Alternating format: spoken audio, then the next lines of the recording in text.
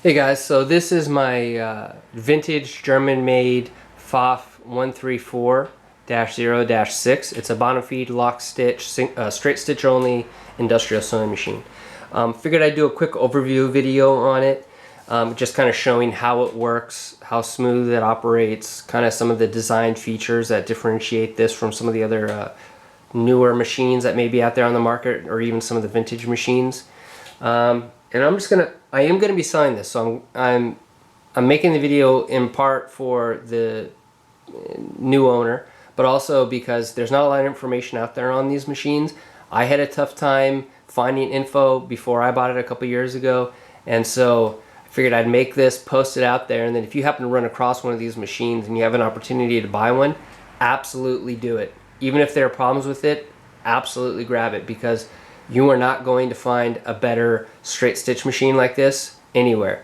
The vintage machines or even modern machines, this is the finest of any straight stitch machine I've ever used. And the only reason why I'm selling it is because I also own, from the same era, a Pfaff 138, which is the zigzag sibling to this one. And I use zigzag maybe 5–10% of the time, very rarely. But I'm trying to consolidate machines, and the 138 can do straight stitch too, so and I have to keep it for the zigzag, so I'm going to try to consolidate down. Hopefully I don't regret this, but hopefully this machine will go to a good home and see a lot of use. So let me just jump in.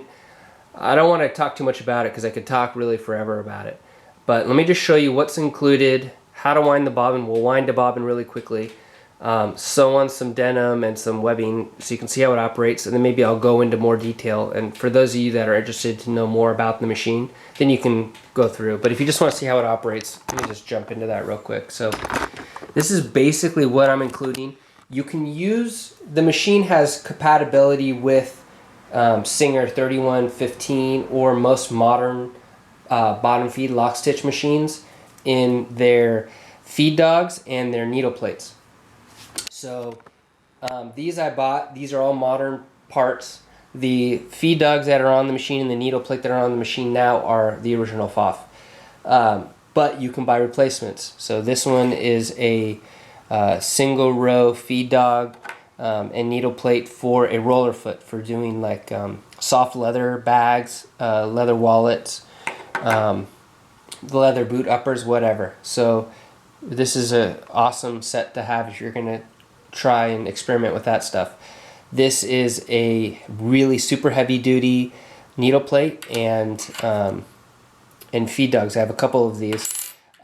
These are good for like really heavy stuff. So if you're doing multiple layers of canvas, if you're doing denim, if you're doing like a corduroy or something that doesn't feed so well, these are ideal to use. These are also a heavier duty set of feed dogs and needle plate, but not as aggressive. So these would be something better suited for like your standard cotton, a couple layers, silks, some of the lighter materials that you don't necessarily want to mar. So I have two versions of that, this one and this one. They're both marked on the needle plate. And then I also have this is a binder attachment, and what it does basically is you can run grosgrain, you can run bias tape, and even to do finish work on your seams. So if you're making a bag and you want to finish off the inside of the seam and apply tape around the edges to seal off those open edges, you would use this. It takes all the guesswork out of it, all the frustration of trying to pin it, trying to iron it on, trying to pre-sew it on. All that's a nightmare and takes forever. So this takes all the difficulty out of it, basically. Really easy. This is the original bobbin case. It uses standard bobbins, something that you would see in like a Pfaff 130 or a 138. They're abundant. They're all over the internet. So you'll have no problem finding them. And if you can, you want to stick with the original bobbin case and hook assembly. They're just better quality. But if you happen to run across one that requires a newer hook, you can find them $70 on eBay, and they're basically modern replicas. Not as good, but that will definitely work. It has the original Bobbin Winder, which is a cast steel. It's really heavy duty. They don't make them like this anymore at all. I mean, you could just look at the spoked wheel. All the modern ones are just stamped sheet metal with just junky parts. I can't count the number that are broken, and that's why I try to avoid them at all costs. This one has a provision for a spool. It has a built-in spool stand, so you can wind your bobbin straight from the spool thread without having a tower, like something like that. I hate those things. They're huge, always in the way, but on big spools like that, you need them. This machine, because I primarily ran Tex 40 and Tex 70 thread through it, they come on these size spools, and you don't need to have a thread stand on here. So you can see the condition of the table is really good too. So let me wind a bobbin, and then I'll go over the rest of the details before I get ahead of myself. So let me grab a bobbin here.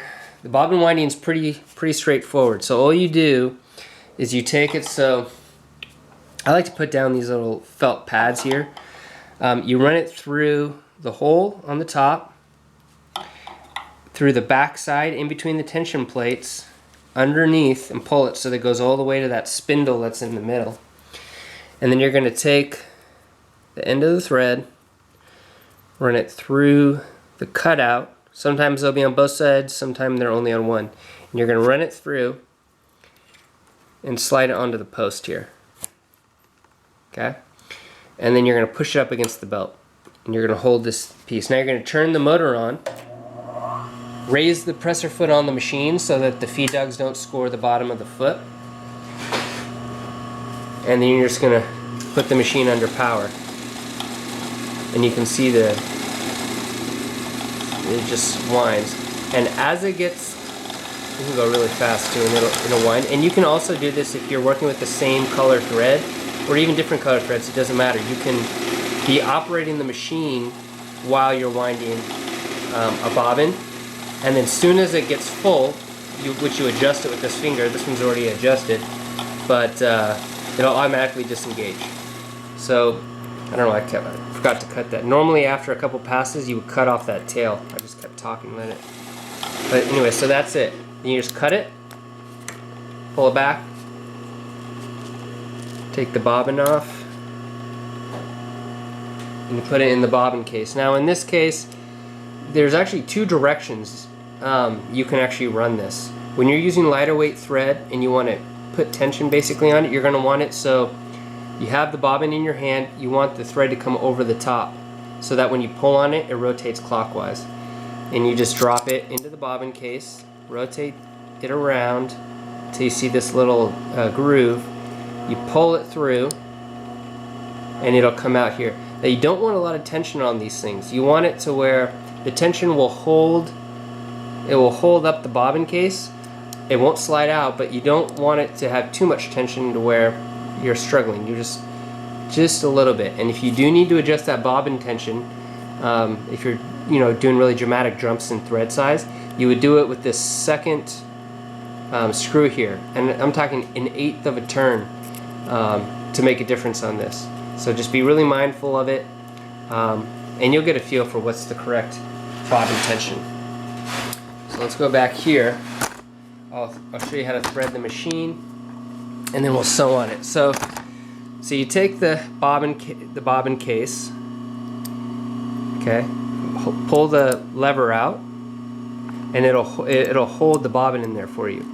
You can tilt the machine back to put it in to see, or you can just do it by feel. Once you've used this machine a few times, I don't even look anymore, and I can just throw it right in on the underneath.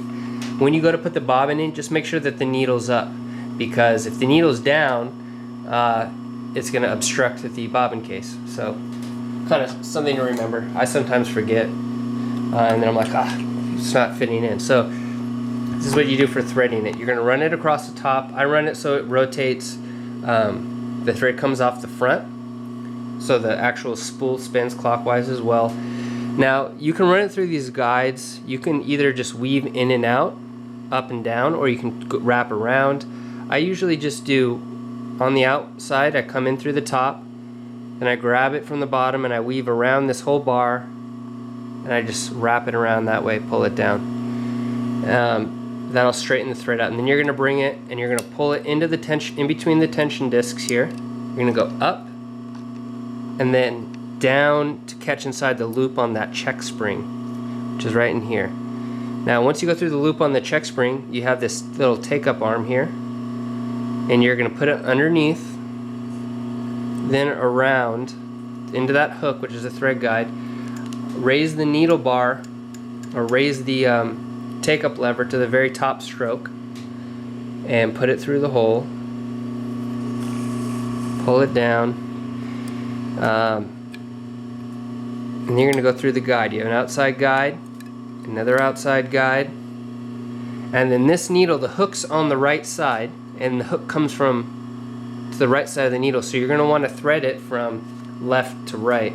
Now a good way to tell too is look at the final thread guide. If the final thread guide is in the front, then you're going to thread from front to back. If it's on the left, you're going to thread left to right, and if it's on the right, you thread right to left. So just look at that the final thread guide, and that's a pretty good indication as to the direction that you need to thread the machine.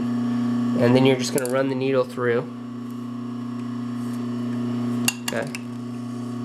Lift it up to take tension off the discs so you can pull some slack. And then you're going to hold the tail, and you're just going to rotate the hand wheel around until you catch on the bobbin thread. And once you basically do a full revolution, the thread will pop up through the top. You're going to grab a generous amount of thread for your tails, and you're just going to pull them towards the back of the machine underneath the presser foot. I like to trim them. It's kind of a habit I've gotten into. And that's it. Now the thing's ready to sew. Now alright, so here it is, the Pfaff 134. The last video just cut out, but I think I'm going to splice this into 2 videos anyway, so I just figured I'd make a shorter video so you can just see how the thing sews. And then on the other video I kind of did more of an introduction and how to wind the bobbin and how to thread the machine. So if you're interested in seeing that, then go to the link in the bottom in the description, and it'll forward you to the longer version of this video. But it cut out, so I just figured I'll just do a shorter one. So the motor on it is a clutch motor. It has the knee lift. Be wary of anybody that tells you that you can't sew on a clutch motor. So you can hear I just started it up. It is not true. On a properly adjusted machine with a clutch motor, you can absolutely get slow speed control and have plenty of control on it. So it does take a little bit of practice, and that doesn't mean, oh, it's impossible. It feels different than a standard home sewing machine. So you got to get used to it. But anyway, so let's load it up. So I think this is a size 16 or 100 needle. The thread is Mara 70 Gutermann thread, which is a Tex 40. And this will do 70 or 90 no problem. But this is some heavyweight denim. Let's do 4 layers so I have more surface area to work with here. And then I'll do more. So you can see how smooth the machine is. Let me try to reposition myself.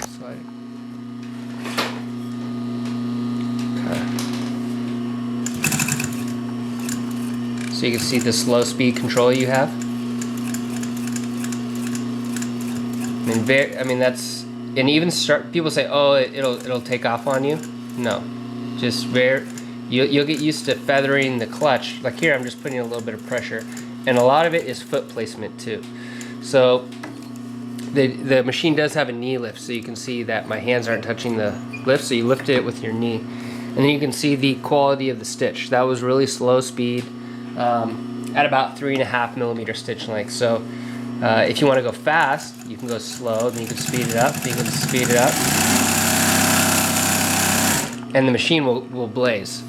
But you don't have to go, you can go slow if you want. If you're doing precision work, like let's say I was doing seam work, come up to the edge, raise the presser foot,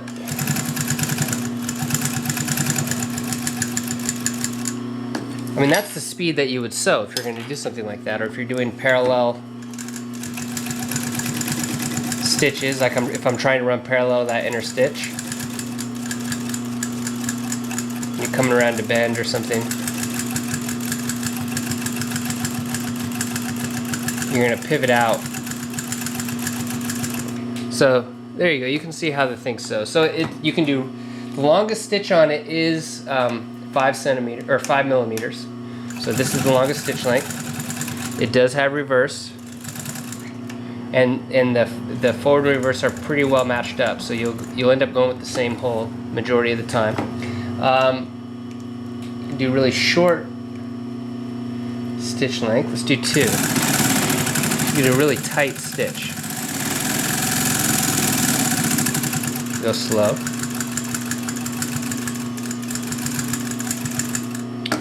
Bury the needle, use the knee lift.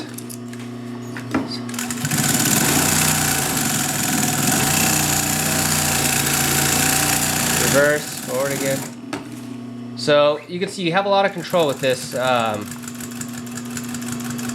clutch motor. I actually prefer the feel of the clutch motor to a servo motor. The servo motor just, the power isn't really linear. It's not as predictable. I really prefer the clutch motors, and they last forever. Like these modern servo motors, I mean, I have one, so I speak from experience. I had to modify the light sensor on it, and even still, it just doesn't feel as good to me. Yes, it's quieter when it's not operating, but I actually kind of like the background hum of the clutch motor as it's spinning. So you can see the thing sews. If you want to see,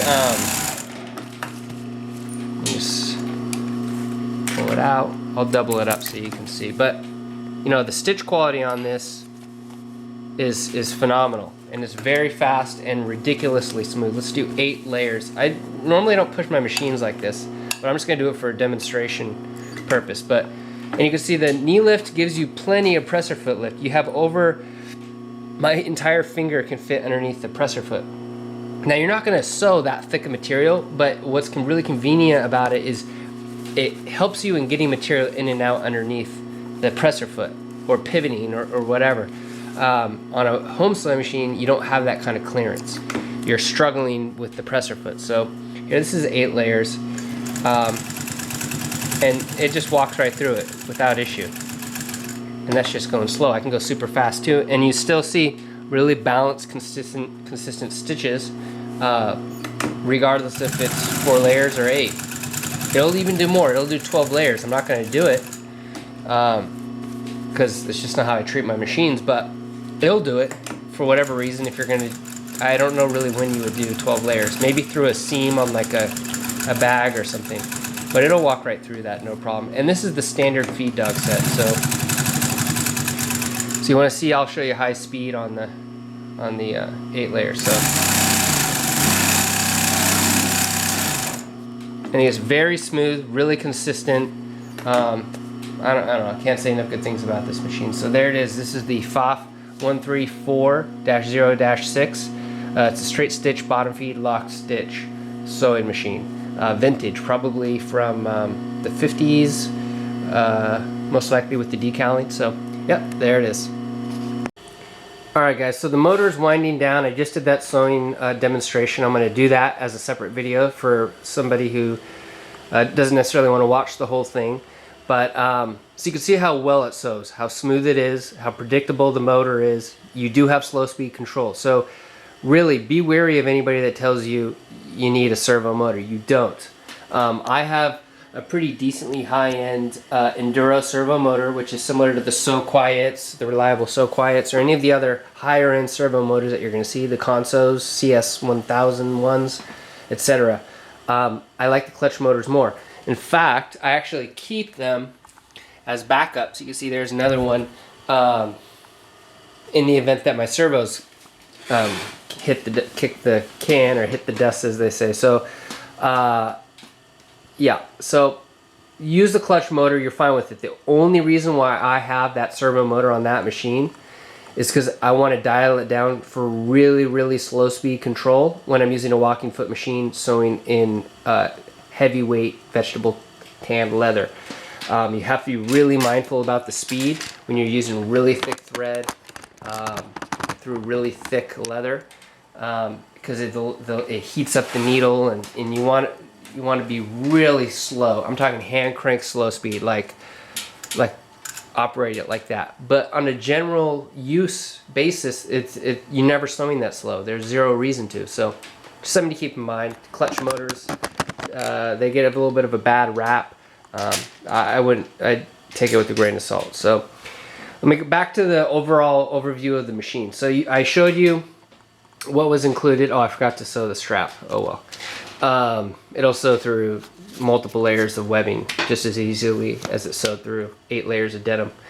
But so yeah, so the table itself has a drawer, a steel drawer, not one of these plastic modern ones. Here's a plastic one that I wasn't able to find a metal one, so I had to use one of these junky plastic ones.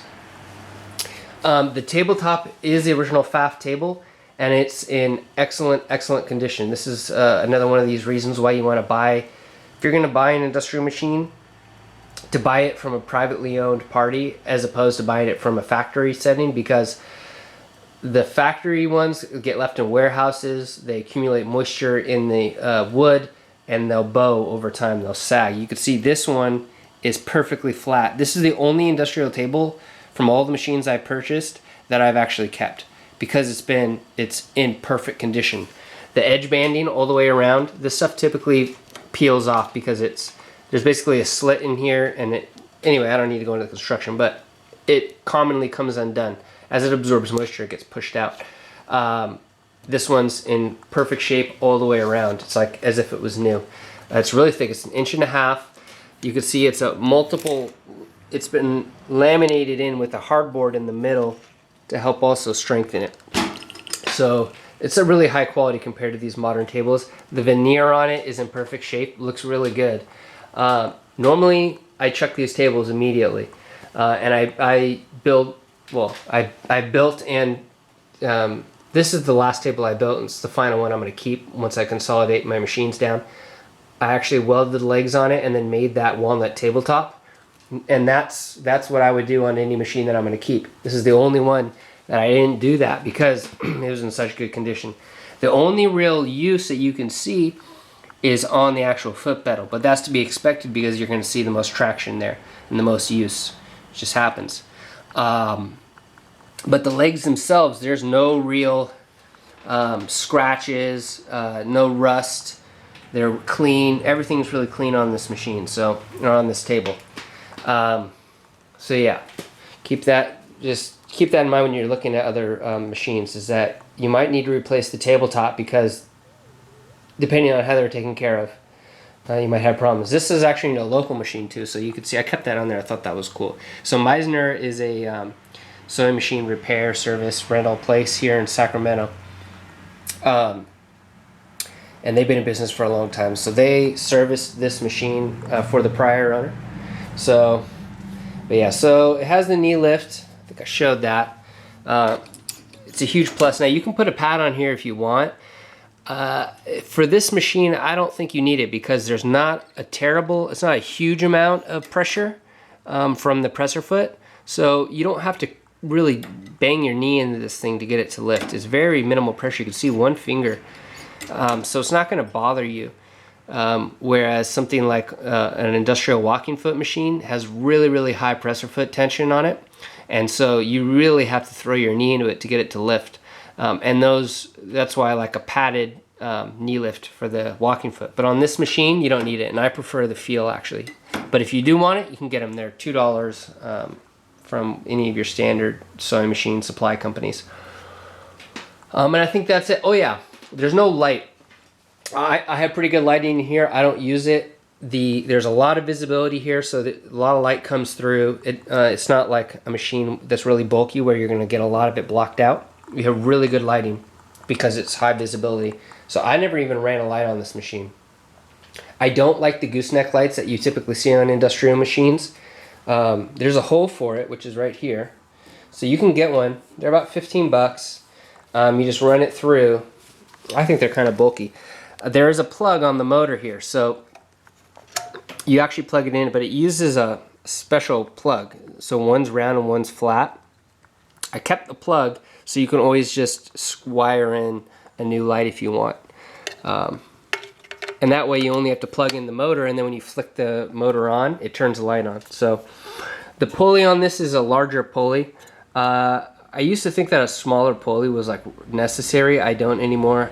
I think this is a 90mm pulley, if you can see it, and it's fine. But if you want to limit your max speed, you can always drop that pulley size down, and you can get pulleys. Smaller pulleys will give you a slower top speed, but I don't think it's necessary.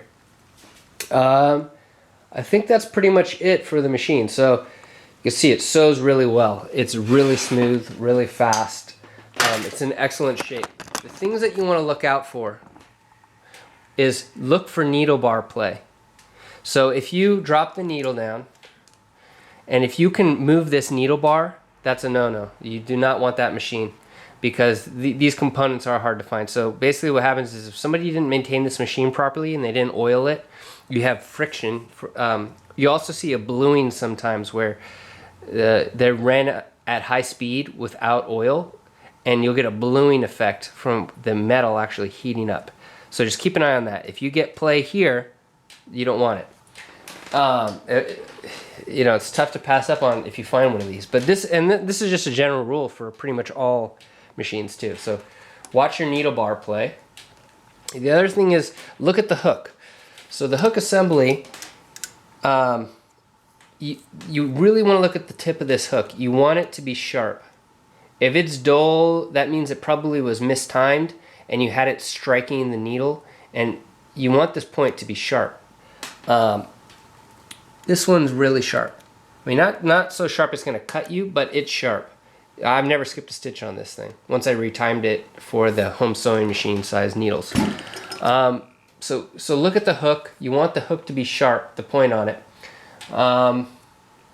General rattling, be mindful of that. But other than really the needle bar and the hook assembly, there's not really a whole lot on this machine that you would have to worry about. So if you run across one, check out the needle bar always first for any play. You don't want there to be any play. These things were really really precisely made, high precision in their machining. So needle bar and hook, and that's it. I don't really know what else to say about the machine. It's phenomenal. I'll start it back up, and you can hear that hum. It's just a flick of the switch. It's like a light switch here on the side, and you can see the slow speed control I have. So that's 8 layers. So and throw some webbing on that, or actually I'll take it out and I'll show you the. So let's say you're making a bag, or you're making a whatever where you need to sew the webbing. You could sew multiple layers of this webbing, no problem. And the forward and reverse, so you drop it down, reposition with your knee.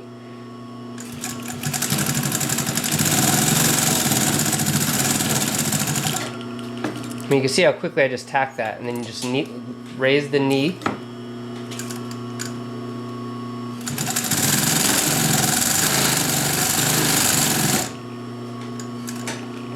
Lift it out. You do the same thing, and you can just keep going. So, and that's 3 layers of a tight weave polyester webbing. I don't know. I could go on forever. I love this thing. Don't really want to let it. Don't really want to let it go, especially the more I use it. So I'm gonna stop. But there it is. If you have any questions, drop me an email. If you happen to run across one yourself, grab it if you can. They're awesome. All right, guys. Good luck.